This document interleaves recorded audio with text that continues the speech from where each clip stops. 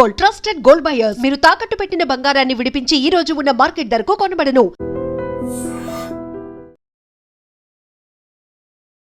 నమస్తే, welcome to I dream. నేను వలి. ఇప్పుడు ఎక్కడ చూసినా ఒకటే వార్త హల్చల్ చేస్తోంది. సింగర్ మంగ్లీ 150 కోట్ల రూపాయల వరకు పెద్ద ఎత్తున ఒక స్కామ్ చేశారు అనే వార్త వినిపిస్తోంది. ఎక్కడ చూసినా సోషల్ మీడియాలో ఇదే వార్త కనిపిస్తోంది.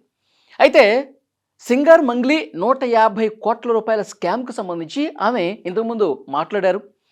అడ్వకేట్ సుబ్బారావు మీద కేసు పెట్టి అతని మీద చర్యలు తీసుకోవాలని చెప్పి సిపి సజ్జనార్ గారిని కూడా కలిసి, నాకు ఈ కేసుతో ఏం సంబంధం లేదు, అతను ఫేమ్ కోసం పాకులాడుతున్నాడు, మంగ్లీ పేరు బయటికి తీసుకొస్తే నేను ఫేమ్ అయిపోతాను, తద్వారా బిగ్ బాస్కి వెళ్తాను, ఇలాంటి ఆలోచన ధోరణితో నా పేరు తీసుకొచ్చి నన్ను బద్నాం చేసే ఒక కుట్రపూరితంగా చేస్తా ఉన్నాడని చెప్పి రివర్స్గా కేసు పెట్టినటువంటి పరిస్థితుంది. అసలు నిజంగా మంగ్లీ గారి మీద ఇప్పుడు కొన్ని అనుమానాలు కనిపిస్తా ఉన్నాయి. ఎందుకంటే బాధితులు చెప్తున్నటువంటి దాన్ని బట్టి, ఈ అడ్వకేట్ చెప్తున్నటువంటి విషయాన్ని బట్టి, ఈ మధ్యకాలంలో 2-3 రోజుల్లో జరిగినటువంటి పరిణామాలను బట్టి చూస్తే మంగ్లీ గారిని క్వశ్చన్ చేసే పరిస్థితి కనిపిస్తోంది. మంగ్లీ గారి మీద కొన్ని అనుమానాలు బలంగా లేవనెత్తుతున్నటువంటి పరిస్థితి కనిపిస్తోంది. అసలు ఈ కేసు ఏంటి, ఈ 150 కోట్ల స్కామ్ ఏంటి, అసలు ఎలా స్టార్ట్ అయింది, దీని వెనకాల కారణం ఏంటి, ఇదంతా కూడా ఒక్కసారి ఎక్స్ప్లెయిన్ చేసే ప్రయత్నం చేస్తా.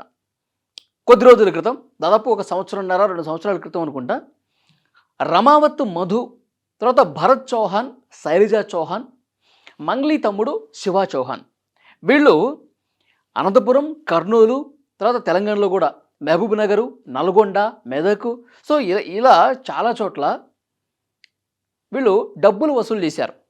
రమావత్ మధు ఆ గ్రూప్లో ఎవరైతే ఉన్నారో వాళ్ళందరూ కూడా, మేము హాస్పిటల్ కడతా ఉన్నాం, ఒక పబ్ కడతా ఉన్నాం, తర్వాత ఒక స్కూల్ కడతా ఉన్నాం, ఒక సిమెంట్ ఫ్యాక్టరీ కట్టబోతున్నాం, దీని వెనకాల మంగ్లీ గారు ఉన్నారు, మంగ్లీ గారి పేరు చెప్పి వాళ్ళ దగ్గర డబ్బులు వసూలు చేసినటువంటి పరిస్థితి ఉంది.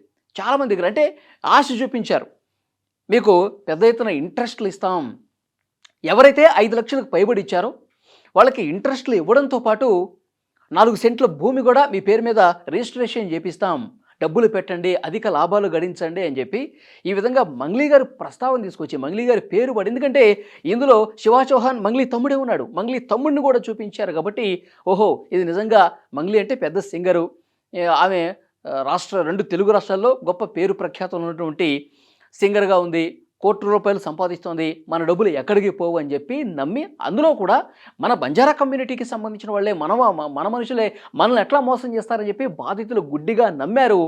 సెలబ్రిటీ పేరు చెప్పారు, ఆమె ఉంది కాబట్టి మనకి నిజంగా లాభాలు వస్తాయి అని చెప్పి ఆశపడి చాలామంది లక్షల రూపాయలు ఇచ్చారు. ఆ లక్షల రూపాయలు తీసుకున్న తర్వాత కొన్ని రోజులు ఆ ఇంట్రెస్ట్లు చూపించారండి. కొన్ని రోజులు చూపించిన తర్వాత ఒక 3-4 నెలలు ఇచ్చిన తర్వాత ఆ తర్వాత కనిపించకుండా పోయారు. ఫోన్ చేస్తే రేపు మాపు అని చెప్పి అనడం, కొన్నిసార్లు ఫోన్ కనెక్ట్ కాకపోవటం, అసలు ఇంట్రెస్ట్లు మాట దేవుడు ఎరుగు, అసలు ఇచ్చే పరిస్థితి కూడా లేకపోవటం, ఇవంతా గందరగోళానికి గురై వందల సంఖ్యలో బాధితులు రోడ్డున పడ్డటువంటి పరిస్థితుంది. రూపాయి కష్టపడి శ్రమించి కూలి పనులు చేసుకుని, పొలం పనులు చేసుకుంటూ, చిన్న వ్యాపారాలు చేసుకుంటూ ఏదో మన బతుకు మారుతుందేమో, కొన్ని 4 రూపాయలు మన చేతికి వస్తాయేమో, ఇలా ఆలోచించినటువంటి పేదవాళ్ళందరూ కూడా ఇప్పుడు రోడ్డున పడి ఏం చేయాలో అర్థం కాని పరిస్థితుల్లో కేసులు పెట్టి వాళ్ళు అసలు వాళ్ళు కళ్ళ ముందు శూన్యం కనిపించింది. అడ్వకేట్ సుబ్బారావుని వాళ్ళు సంప్రదించారు, మాకు న్యాయం చేయండి సార్, మీరైనా ఏదో రకంగా న్యాయం చేయండి, మా డబ్బులు మాకు ఇప్పించండి, మాకు వడ్డీ ఆశ లేదు, మాకు లాభాల ఆశ లేదు, కనీసం మేము ఇచ్చినటువంటి డబ్బులైనా మాకు ఇప్పించండి అని చెప్పి వాళ్ళు ప్రాధేయపడే పరిస్థితికి వచ్చారు. అప్పుడు ఈ అడ్వకేట్ సుబ్బారావు అనేటువంటి వ్యక్తి డైరెక్ట్గా మంగ్లీ గారిని కాంటాక్ట్ చేసే ప్రయత్నం చేశారు. ఏమో మీ పేరు వస్తుంది, మీ పేరు చెప్పి ఇక డబ్బులు వసూలు చేశారంట, మీ ఇన్వాల్వ్మెంట్ ఉందో లేదో అనేది ఇప్పుడు నేను ప్రస్తావించట్లేదు, కానీ మీ పేరు చెప్పి ఇక లక్షల రూపాయలు వసూలు చేశారు, కోట్ల రూపాయలు గడించారు. ఈ రమావత్ మధు అన్న వ్యక్తి, తర్వాత ఈ భరత్ చౌహాను, శైలజా చౌహాను, మీ తమ్ముడు శివ పేరు కూడా ఉంది, ఏంటమ్మా ఇది ఎట్లా జరిగింది ఏంటని చెప్తే, అసలు నువ్వెవరు, నీకేంటి సంబంధం, నువ్వు రివర్స్ డబ్బులు ఇచ్చి మీడియాకి ఇంటర్వ్యూలు ఇస్తూ ఉంటావు, ఇట్లా ఆయన్ని టార్గెట్ చేయటం మొదలుపెట్టినట్టుగా ఒక ఇంటర్వ్యూలో ఆయనే చెప్పాడు. అడ్వకేట్ సుబ్బారావు చాలా క్లియర్గా, మంగ్లీ నన్ను రివర్స్ కౌంటర్ చేసింది, నేను పాపం ఆమె సెలబ్రిటీ కదా, ఆమె పేరు బద్నాం చేశారు వీళ్ళు, లక్షల రూపాయలు తీసుకొని బాధితుల దగ్గర ఎగ్గొట్టారు, ఆమె పేరు పాడు చేశారు కదా, అసలు ఏంటి ఈ కేసు, ఆమెనే తీసుకెళ్దాం, అసలు ఆమెకు తెలుసా లేదని చెప్పంటే రివర్స్ నా మీదే ఎక్కింది ఆమె, నన్నే క్వశ్చన్ చేసింది, అవమానకరంగా మాట్లాడిందని చెప్పి ఆయన చెప్పాడు. తర్వాత పంజగుట్ట పిఎస్లో కేసు పెడితే రివర్స్ కేసు ఆమె నార్సింగ్లో పెట్టింది మంగ్లీ. పూర్తిగా ఆయన బిగ్ బాస్ వెళ్ళాలని ఇష్టపడతా ఉంటాడు, ఎవరన్నా సెలబ్రిటీల పేర్లు చెప్పుకొని పైకి రావాలనుకుంటాడు, ఫేమ్ సంపాదించాలనుకుంటాడు, నాతోనే చాలాసార్లు చెప్పాడు శ్రీముఖి అంటే ఇష్టం అని చెప్పాడు. ఇవన్నీ కూడా మాట్లాడి కొంత గందరగోళపరిచే ప్రయత్నం చేశారు.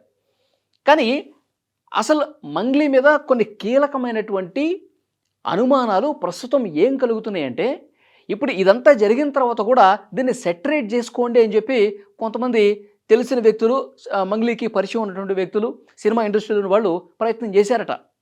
ఇది కూడా ఇప్పుడు లేటెస్ట్గా వస్తున్నటువంటి సమాచారం. ఇప్పుడు ఈ పోలీస్ స్టేషన్ దగ్గర గందరగోళం జరగకముందు పోలీస్ స్టేషన్లో ఆయనకి మందు తాగొచ్చాడు అని చెప్పి బ్రీత్ అనలైజర్తో టెస్ట్ చేశారు కదా, దానికంటే ఒకరోజు ముందు ఒక తెలిసిన వాళ్ళ ఇంట్లో ఒక మీటింగ్ ఏర్పాటు చేశారంట.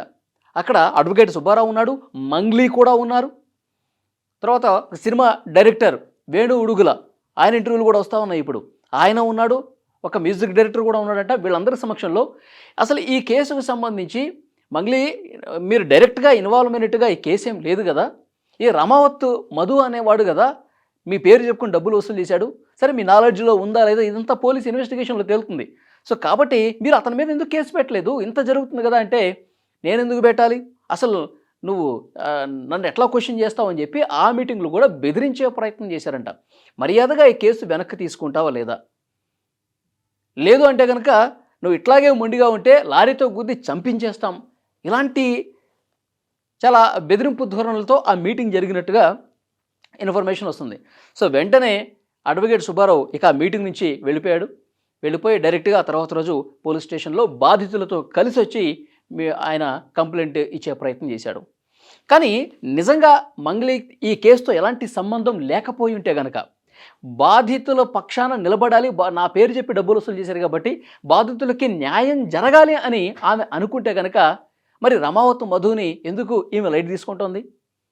రమావత్ మధు మీద ఇంతవరకు ఆమె ఎందుకు కంప్లైంట్ చేయట్లా? ఇది అడ్వకేట్ సుబ్బారావు మీద ఏమి ఆగ్రహం వ్యక్తం చేస్తుంది, కానీ అరే నా పేరు చెప్పుకొని లక్షలు వసూలు చేసి బాధితుల్ని రోడ్డు మీద పాలు చేశాడు కదా ఈ రమావత్ మధు అనే వ్యక్తి, ఇతని మీద కదా సార్ అడ్వకేటు సుబ్బారావు ఆయన ఏం మాట్లాడుతున్నాడో, సో అతని మీద కేసు పెడితే పెట్టచ్చు, కానీ మొదటగా కేసు పెట్టాల్సింది రమావత్ మధు మీద కదా, ఆయన మీద ఎందుకు పెట్టలేదు అంటే దానికి ఆన్సర్ లేదు. 150 కోట్ల రూపాయలు అతిపెద్ద స్కామ్ అసలు ఈమెకి తెలియకుండా ఏ విధంగా జరిగింది? వాళ్ళ బ్రదరే ఉన్నాడు ఇందులో, శివ చౌహాన్ అని. ఒకరోజు ఇంటికి అప్పుడు అంతా బాగున్న రోజుల్లో మంగ్లీ ఇంట్లో ఉన్నప్పుడే వాళ్ళందరూ కూడా కలిసి వచ్చారు.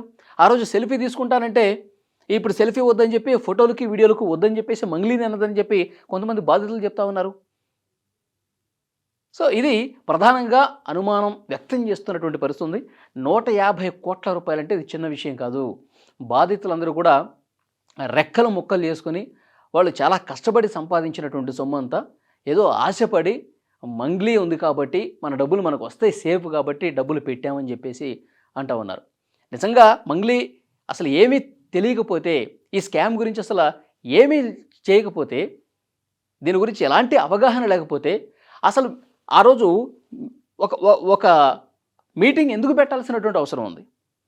అడ్వకేట్ సుబ్బారావుని పిలిపించుకొని సెటరేట్ చేసుకోవాల్సినటువంటి ఆలోచన ఎందుకు వచ్చింది?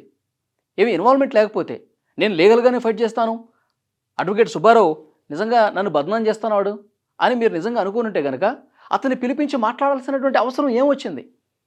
అసలు ఫ్రాడ్ చేసినప్పుడు గురించి అసలు ఎందుకు పట్టించుకోవట్లేదు? ఆ రోజు మంగ్లీ అతని మీద కేసు పెట్టిన తర్వాత బయటకు వచ్చి మీడియాతో మాట్లాడినప్పుడు అడ్వకేట్ సుబ్బారావు ఈ విధంగా చేస్తా ఉన్నాడని చెప్పి మీరు అన్నప్పుడు, బాధితుల గురించి మీరు మాట్లాడారు కదా, బాధితుల పక్షాన కూడా నేను నిలబడతానన్నప్పుడు మరి ఎక్కడ నిలబడ్డారు మీరు? బాధితుల గురించి అసలు ఎక్కడ మాట్లాడుతూ ఉన్నారు మీరు? కాబట్టి ఇవన్నీ కూడా చాలా కీలకమైనటువంటి సందేహాలు ఈ కేసులో కలుగుతున్నాయి. 150 నుంచి 200 కోట్ల రూపాయల ఫ్రాడ్ జరిగినటువంటి కేసు, నాకు ఏమాత్రం తెలియదు, నా పేరు వాడుకుని ఈ విధంగా చేశారని చెప్పేసి అంటున్నటువంటి మంగ్లీకి చాలామంది క్వశ్చన్ చేస్తున్నటువంటి పరిస్థితి ఉంది. ఈ వీడియో చూస్తున్న ప్రతి ఒక్కరు కూడా స్పందించండి. ఈ స్కామ్ వెనకాల మంగ్లీ ఉన్నారా లేరా? అసలు ఆమెకు తెలియకుండా ఇంత పెద్ద స్కామ్ జరిగిందా? వాళ్ళ తమ్ముడే ఉన్నాడని చెప్తున్నటువంటి ఈ కేసుకు సంబంధించి ఏమాత్రం కూడా ఆమెకి తెలియదు అనుకుంటున్నారా? లేదంటే తెలిసే జరిగిందా? తెలిసే జరిగినా ఈ కేసు నుంచి తప్పించుకోవటానికి ఒక పెద్ద డ్రామా ఇప్పుడేమన్నా కనిపిస్తోందా? మీరే అనుకుంటున్నారు? కామెంట్ చేయండి.